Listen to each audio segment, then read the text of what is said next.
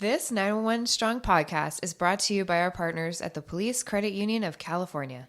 As a financial institution founded by law enforcement for law enforcement and their families over 65 years ago, they have the experience and understanding to help you with all your financial needs, including exclusive products designed specifically for law enforcement professionals. To become a member today, visit thepolicecu.org. That's the police, the letter C, and the letter U.org. Or call 800-222-1391 and tell them you heard about them from the 911 Strong podcast. Station to all units. Prepare to copy. You're listening to the 911 Strong podcast. Don't act like I never told you. With Aram and Kristen, bringing you stimulating discussion. No, I like the sound of that. An entertaining conversation. And now, here's Kristen and Aram. Hey friends, welcome to the 911 Strong podcast. I am Aram Choe, and with me as always is America's favorite dispatcher. She's in the hearts of yours and mine. She's staring at her phone right now. Sorry, my dad is asking me to share my location. Oh, weird. Oh, How random. yeah. So I'm like, okay, I'll share my location with you. Wow. Dad My- wants to still keep an eye on his My daughter. poor dad. Yeah. If you knew Kristen from back in the day, you knew she was a troublemaker. Yeah. Thank You- God phones, social media did not exist while we were teens and in our Yes. 20s, because that would have been bad. When Kristen was known as Casper, or was it Kirsty? I forget which. No, it was Casper. Little Casper from Claremont 13. Most notorious of No. the most notorious of the rich suburbs of Southern California. Oh my gosh. Second no. only to Malibu's most wanted. Yeah. No, you got in your share of trouble too. Don't. Okay, but we're not talking Just about that right now. Hey, hone in on today's me. episode of the 911 Strong podcast, we'll have an episode where we talk about a little bit about our past. Because if you knew the both of us back then, you would never think we would be in law enforcement today, let alone in the positions that we are, or having a podcast that talks about cop work. Because I think we're busier getting jammed by cops than we were supporting cops. All right, well, let's get into it. What are we? Episode 74 on this episode? Yes, I think this is Episode 74. 74. Ooh, we might reach 100 by the end of this year then, right? I guess we're think. close. I think we're Right? We'll be No, we're already- 75. We'll need 25 more. Yeah, no, I think there's 16 weeks left. Oh, Yeah, but we'll get close. just shy. But yeah, here we are. We've come a long way. We're in our third year of our podcast, and I think we'll, when we get to 100, we'll make something special about it. Maybe we'll finally do our live episode, because Yes. we got invited to do we have a standing invitation from Proforce, out in Brea, which is America's favorite gun shop, at least mine. Actually, we've gotten a lot of positive feedback when we talked about Proforce Mhm. on our podcast. People were like, "Oh, you shop there too? You shop there too?" And I mean, they really are. Probably if you're a cop in Southern California or in Arizona, the Prescott area, that's the shop you want to go to, because it's exclusive to first responders, law enforcement. So it's not like they let every Joe Schmo in. Yeah. It's only people that know how to handle guns. That's the whole reason why I avoid private ranges, indoor ranges. I mean, I like being in an outdoor range where there's berms to protect me from knuckleheads that don't know gun safety. Yeah. I know. I've only been there the one time and not as a customer. So now that I have my CCW and I know a little bit more things, now I Right. need to go over there and get some extra stuff instead of letting my husband buy stuff for me, because he buys the manly stuff and not stuff for me. Well, the good thing is Proforce has a selection for everybody, and you're lucky Mhm. because in the past they've started developing a reputation of having long lines because everybody was going in there. So they had to do the whole butcher pull a number thing at the meat counter. That doesn't happen now. You can actually make an appointment online. You can go to proforceonline.com now and make an appointment before you even, step foot on the thing, and you're going to be seen Nice. right away. And Yeah. the staff, I can't say enough. They're not only knowledgeable, they do a really good job of recruiting veterans and retired law enforcement people that know the industry, know what they're Mhm. talking about. They don't describe items like I did a few podcasts ago, like the thingy that holds the bullets. Like they actually know that it's the magazine. Yeah. Yeah, it was so vague what you were describing. I couldn't even figure that out. But I got chewed out by my husband for that. So, but anyways, we'll go on a it's good double that they date. have people who know what it is and not Yeah. just blindly selling you things. No, we'll definitely have to go on a double date down there sometime. 'Cause Yeah. the best way to figure out if Pro Force is for you is to actually be there in person. Because it's not like it's He's laughing at me right now. Danny. Does Danny want to be part of this episode? No, he's going in early to work, and I gave him a honeydew thing as well. So Right. yeah. All right, bye, Danny. Yeah, bye, Danny. Won't see you till tomorrow. So anyhow, but Anyway, well, on this episode, we were just talking on the side. Kristen and I were talking about how, we work in a city where pursuits happen all the time. Almost, it seems like at least once a day we're in some sort of vehicular pursuit. But and we, Kristen's on the radio, and I asked her, I said, "When's the last time we had a vehicle pursuit?" And I couldn't tell you when the last time we had one was. no, I think well, I went to a newer shift, so I'm kind of on like a modified swing shift Right. in the middle of the week. And I think when I first started about 3-ish months ago, we had a few, but they're very short-lived. Like Yeah. our sergeants call them off Right. relatively quickly, or if it's a senior officer, they call them off pretty quick. And I know some people across the country might be shocked at that we're just like, let it go. It's just Yeah. a property crime at the end of the day. So we really don't have too many, although I don't work with a lot of our newer go-getter guys either. But yeah, the shift that I work, not too much. When I was working the day shift, very, very little. Yeah. So it has Which dwindled. is strange because Southern California is the pursuit capital of the world. It seems like even every day on the news you would see a pursuit in one city or another. But not that I watch the news often, but on occasion when I do catch pursuits, and I think it's a growing trend, not just at our agency, where supervisors are calling off pursuits, because at the end of the day, the liability falls on the manager, the lieutenant, and the sergeant. And so people that might be listening are probably wondering what kind of liability that gets incurred. Well, in 2020, there was approximately 494 deaths in California that related to vehicle pursuits. They were either people that participated or bystanders. And that's a scary thing, because you could be cruising along with your family down the road, not involved in this pursuit until they decide they're going to involve you in it. They get in your way.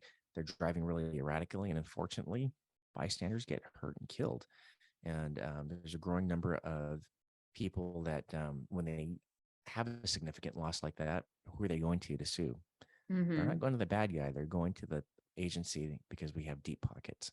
They know the cities have deep pockets. The counties have big pockets. The states have big pockets. So that's who they're suing, because they're saying, why did you chase this guy in the first place? And that's what the courts are doing. The courts are siding with these families, saying the bad guy wouldn't have run if the cops weren't chasing him.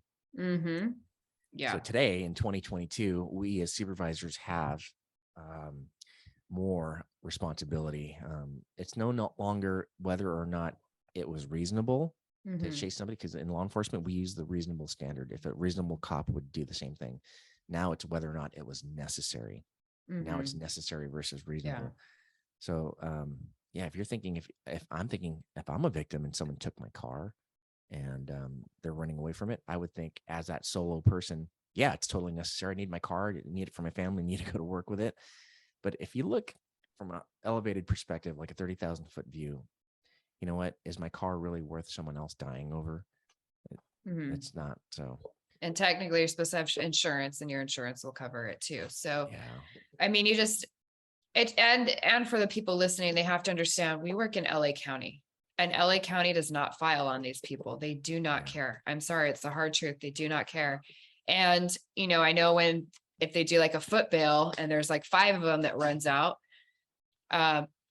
we only go after the driver, because nobody cares about the passengers. They're all going to deny, saying they didn't know that was in the car.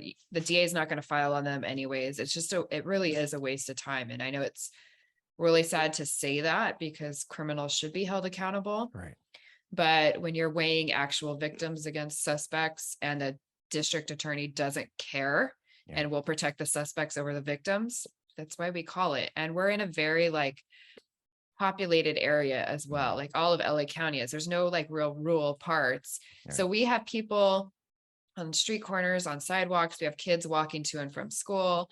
And so if we pursue them and like Aram said, they get killed, it's our fault. And that's who they're coming after. So for us, it's not really worth it. So I'm, again, going back to the rural parts, I have a friend who's a chief down in the rural part of Texas along the border, and he'll send me pursuit after pursuit of just carloads, semi-truck carloads full of illegal immigrants coming out. They go after everybody. But again, it's in a rural area and they can do that. It's just all open area, fields and that kind of thing. And they go full force. We can't do that here. Yeah. Because one of the things we do consider in pursuits is we want to know what the crime is. We want to know how many vehicles are in the pursuit, but we also want to know what weather conditions are, roadside conditions. Those are all factors that supervisors take into play.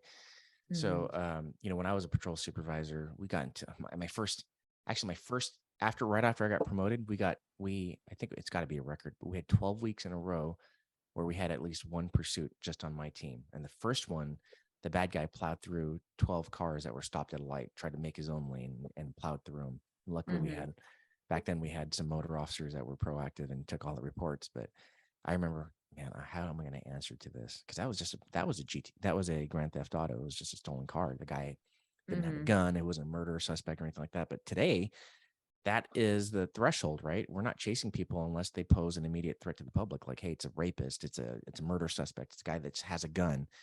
It's no longer the days where we run plates. They're stolen and we chase them. So Yeah. Do you remember your? Go ahead. No, go ahead. Go ahead. Do you remember as a dispatcher your first pursuit that you ever had to call? It's funny is I don't remember the pursuit itself. I just remember the officer that did the pursuit.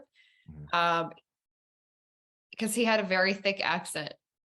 So I was like, oh my God, out of everybody, I have to hear him. And he just had a very thick accent. So I really had to like hone in on my listening and try to calm down. So like for dispatchers, it's kind of like a heart dropping moment because you're like, crap, I really do not want to mess this up. I have to be able to prove myself. And for those of you listening and don't know who she's talking about, she's being nice. She's talking about me because back then I had a thick Korean accent before I went to linguistic school. I'm just kidding. But yeah, so I do remember that, but I do remember, I started, I think maybe I could say on the tail end of the old days and, they went for it all the time. We always went for it. And pursuits were nonstop, especially, being new, I'm on graveyard and, they really went after people. So we were really, really busy with all of that stuff. But nowadays it's really kind of dropped out. And on top of it, we have license plate readers that came in now. I would say, in my opinion, probably a decade short. Because of everything that's going on. But on the shift that I'm working, we're just too busy. We're just too busy fielding calls that there really isn't too much time or availability to be proactive right now. And we're so short staffed, like most other agencies, that we don't have time to go find stuff and create stuff. So where was I going with that? So we'll get alerts that there's stolen cars, but we don't have anyone to send to it. Right. So yeah, that is frustrating because you're right. 10 years ago when we were rocking and rolling and more like a cowboy agency, we would chase everybody. And I remember my first pursuit distinctly, but what I remember that was profound about that was when I finally had to go to court for it. I remember the public defender was questioning the legitimacy of the pursuit or whether it was necessary. And I remember the judge, Van Dusen, I believe was his name. Van Dusen. Saying, ma'am, the last time I checked, if the bad guy runs, it's the police officer's job to chase him. So that attitude's changed a lot. That was 20 years ago or so. And we've changed now. Now, I don't think that would fly in court. I think the public defender would have a legitimate argument. My first pursuit, I was in pursuits before I had my first pursuit that I initiated, but it was a Sunday morning and I was on a day shift team and we were all pretty tight because we were all laterals from other agencies. And the tradition was right out of briefing, they would all go meet at this designated spot with their breakfast and have their breakfast. Because Sunday mornings were slow, especially that early in the morning. So I'm headed there. I'm headed to meet them there. I'm at a major intersection at the left turn light bay, and someone across from me on the southbound lanes getting ready to make his left, who could have just made a left. I wasn't even paying attention to this car. Decides it's going to take off. So I'm like, yeah, all sometimes right. they're not the smartest. Yeah. So I chase it, and everybody, and nobody's. It was a while before anybody even picked up. Like I would say 30 seconds to a minute before somebody picked up that I was in a pursuit. And because when we're out of the car, sometimes our radio volume's low. Mm-hmm. And a retired dispatcher, Lori, she was on the radio, finally says, is calling out the pursuit, and our back, one of our buddies, Andrew, he was my back. And so I'm on the freeway. We end up in a neighboring city at the off ramp. The guy at the end of the off ramp, it goes from 2 lanes to 1. Mm-hmm. And there was a Volvo station wagon, and it had rear facing seats.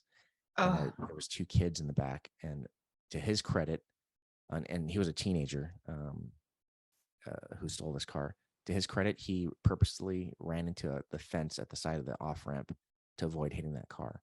And later on during the interview, he said that he knew he was in trouble for stealing a car and leading us on a pursuit, but he didn't want to get in trouble for injuring kids. Yeah. So, I mean, to his credit. So yeah. he gets out, and normally at the end of a pursuit, we wait for units to get there before we extract him. But he was trying to get out of the car. And I was like, oh my gosh. So I'm out there chasing him, basically get him out of the car. He pulled him out of the window because that's where he's trying to escape from. There was an off-duty Pasadena officer, and I knew he was off-duty because he had dry cleaning hanging from the back, who assisted me. Well, we got this guy on the ground, handcuffed, and I see a black and white Crown Vic from our city pull up. It does this power slide. He's already like a minute too late. Does this power slide, and the driver's door starts popping open, and Andrew is tripping as he comes out. Right. And I'm seeing all this in slow motion. He's like 20 yards away from me. I tell him we're code 4, but he's still trying to make he's sure. Still in go mode. Oh, he tumbled. We wear dark blue uniforms. He tumbled onto the dirt on the side of the road. And that was the beginning of our shift. And he looked like Pigpen from Peanuts. But that was fun. And Lori did me a solid. She the next day got me a copy of The Pursuit on CD, burned it audio for me. So that was really cool. I was a lot calmer than I thought I was going to sound on the radio, because in my head I was screaming like a million miles. Well, that's always fun too, because sometimes with certain new officers, you could tell it's their first, or like within their first 5 pursuits, and we're like, yeah. They always come back. I need to listen to it. How did I sound? We're like, oh yeah, you could tell. And then there's some that their voice never changes. It's always a high pitched panic. But that's something that's learned, right? So for me, I thought in my head I was louder. Listening to the tape, my voice went up like 3 octaves. I was like 1 octave away from sounding like a female officer. So since that one thing I learned from that tape was slow down and talk lower on the radio, just in case someone's listening. Yeah, no, that's what I tell myself too. If I'm going to be handling a pursuit on the radio, is I'll take a quick breath, be like, okay, is this happening? Just calm down and repeat what it is. And then just be like, I always tell my trainees, like kind of like the Bueller voice, like you're very uninterested. Like it's such a boring thing that's going on right now. And it kind of like, it's weird because all of that happens within a second. Yep. And then, you're able to slow down, but it does come a time. You have to check the list of things that you have to get across on the radio and do the right thing. But reminiscing about pursuits is so fun, because it was fun when I was an officer, but I think it was, I might get in trouble for saying this. It was even more fun when I was a supervisor, because you get to go. Yeah. Well, you don't want to be that supervisor that says no to every pursuit. I've said no. I've said my fair share of no, cancel the pursuit. And I remember the looks on the guys' faces, like I let them down. But the ones that we had that were really good, always resulted in, like I told you about that one where he crashed into 12 cars. Yeah. That wasn't even the worst one. This was one like at 3 a.m. Our buddy, young officer who lateral from the sheriff's, who married one of our dispatchers who just had their first baby. I don't, you know what I'm talking about. Mm-hmm. He was new, and this was like at 3 a.m. on I don't know what night, like a weekend night, so nothing's going on. The freeways are empty. We get into a pursuit, and they're going so fast that we can't catch up. The airship's still up. The airship's tailing it, so I'm confident I know where I'm going. And it ends up in the city of Whittier, up in the hills, Mm-hmm. and he footbills. So I'm hearing all this going. The airship's calling it out. He footbills. All right, officers. All right, officers in a fight. We need units over here. All right, he's got him in custody. Okay, officer's unit is rolling backwards. It's Oh, over. yeah. It's going over the embankment. Oh, it's down a hill. Looks like it's 35 feet down a hill. So I pull up over there and I hear lights. I see lights down an embankment. And I hear sirens. Well, it's not an embankment. It's a canyon. It was like at the it I was forgot about that. yeah, it rolled back. He says he put it in park and there was a mechanical error, and I think that's what they found, that it wasn't necessarily engaged all the way. But, Oh, and I know exactly how far it went down. It was 135 feet. oh my gosh. How do I know that? Because we had called a heavy duty truck that had a 100-foot line, 100-foot winch for recovery, And it couldn't reach it. No, we paid a lot of money because we had to call a crane, and it was after hours, so a crane had to come, and the guy has a computer thing on his crane that says it just talks about how long of a line he had to pull up, Yeah. and that was 135 feet. I mean, it rolled over and over and over, and I had to. And at one point when we're waiting for this, I know we're waking up neighbors and stuff, so I climb down there, and by the skin of my teeth, I make it down safely. And I was trying to turn off the siren. I couldn't open the doors. Oh, And yeah, I'm sure. one of the windows was already busted. So I just kicked in the window and let it shatter because it falls into a million pieces. And I was able to reach in and turn it off. My intention was to go back up. I couldn't. It was so slippery, muddy, debris. So I just ended up waiting down there. I had to wait for the guy to put the line down, and I used the line to climb back up. But it's just, I remember that story now. yeah, That's yeah, funny. yeah. Yeah, it We got- happens. I remember we had to go we all had to watch a video. Our traffic safety unit had to produce a video on how to properly engage your vehicle in the park. And all of us had to watch this video and sign a training roster to acknowledge that that's what happened. But that's just a little bit. I mean, over the years, I've gotten to a ton of pursuits, but the Yeah. funnest ones I had were as a supervisor, and that's probably one of the milder ones I could share.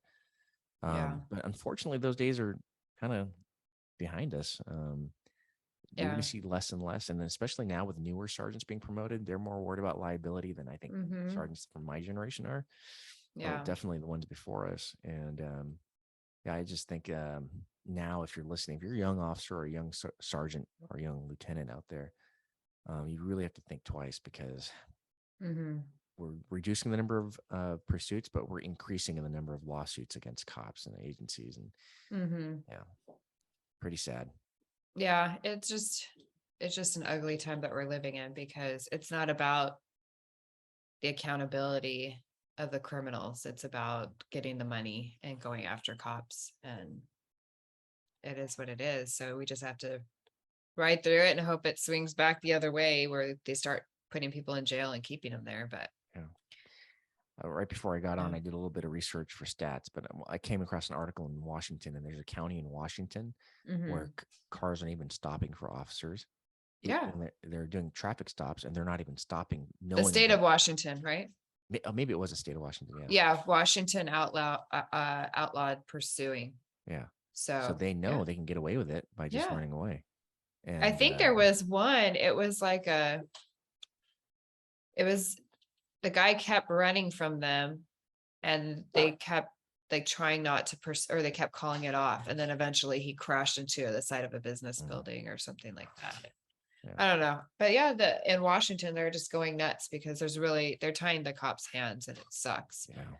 So, which, on a side note, because of all these woke laws and policies that they're going through, it kind of makes me crack up that places like Starbucks, that yes, I still support the business because I drive through, it's the easiest. But side note, but they're like shutting down a lot of their businesses after supporting all of that crap because they're not safe. Yeah. Well, you know, get people what you vote for. People knock on Starbucks because they support, some of the things that we don't support. But on the other hand, those same people that they support that we don't agree with, they hate them also because they're like one of the number one employers of veterans. Mm-hmm. Yeah, And a lot of those shops individually give discounts. They have discount programs for first responders.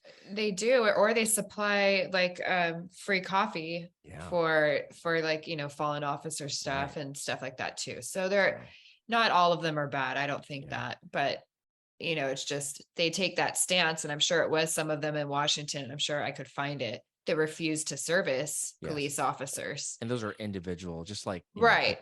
Those are individual cops that act bad. That doesn't represent the whole agency or right. But now those are the same stores that are closing because they're not safe. Yeah, ironic, right? Yeah. Okay. Yeah. But yeah, it's just times are changing, and it's sad. It's a sad time, but and they're going to be allowing a lot more criminals on the street once they shut down our county jail and everything too. And again, unfortunately, it's a trend that's not isolated to one area. It's starting to spread everywhere. Mm-hmm. And it is what it is. The courts and case law kind of determine which direction individual agencies can go. And case law is case law. You can't. Yeah. Until the courts change and the court's mindsets change, we were kind of handcuffed ourselves, so to speak. Yeah. So it's just better to weigh all your options. Is it really worth getting this person and losing my job for something that you're justified to do, or live to catch them another day? Yeah. Especially in certain cities, who the people are anyways. Yeah. So you'll catch them again, or not pursuit wise, but just like say restraining order wise. They always let the people on the restraining order back in the house, and then that person runs. Is it really worth chasing the person over all that and potentially hurting yourself or somebody else? Like, no, not really. Yeah. Well, it's certainly frustrating. Reminiscing about it's fun. Unfortunately, by the time I retire, it's going to be one of those things where it's stories of pursuits, because these new guys aren't going to ever know what it's like to be in a pursuit. And that's sad, because our agency had a reputation locally. We had people lateral to our agencies who had been on the job for 10 years, never been on the pursuit. Yeah. And some of ours would go for a long time. I remember having one, I think, that went over an hour. Yeah. Like they just didn't stop. Yeah. A couple of them. Yeah. I've been in one where we lost radio. We were so far away, we lost radio traffic. Yeah. There's a few of those. Yeah. Mm-hmm.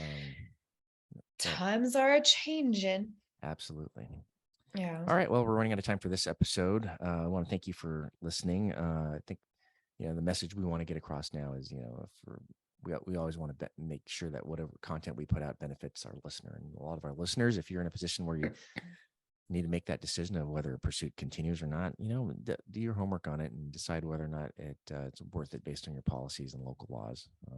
So at the end of the day, in California, the ultimate authority rests on the watch commander, on-duty watch commander, but that watch commander isn't always tethered to a radio. So guess who it falls on? That's you, the patrol sergeant in charge of that pursuit. So pay attention and keep your head on swivel. Yep. All right. I agree. Ditto. All right. Well, that's it for this episode of the 911 Strong podcast. I want to thank you for listening. Tell your friends about us, and we hope to catch you next time on the 911 Strong podcast. See you later. Ciao.